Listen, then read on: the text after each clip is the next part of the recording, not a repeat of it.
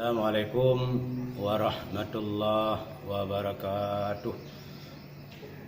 Saya Tunku Haji Husaini Abdul Wahab, Wakil Bupati Aceh Besar, menghimbau kepada seluruh masyarakat Aceh Besar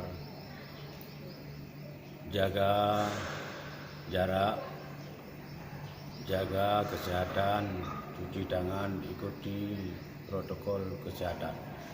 Karena ini semua manfaat bagi kita. Karena kita telah sama-sama maklum Aceh Besar sekarang sudah COVID-19 ini sudah sangat-sangat melonjak, sehingga kita wajib menjaga diri, kita wajib tawakal, kita wajib berdoa. Mudah-mudahan Allah memberikan keselamatan, hidayah, maunah kepada kita semua. Dan kita juga jangan takut yang berlebihan, tapi kita wajib usaha dan doa.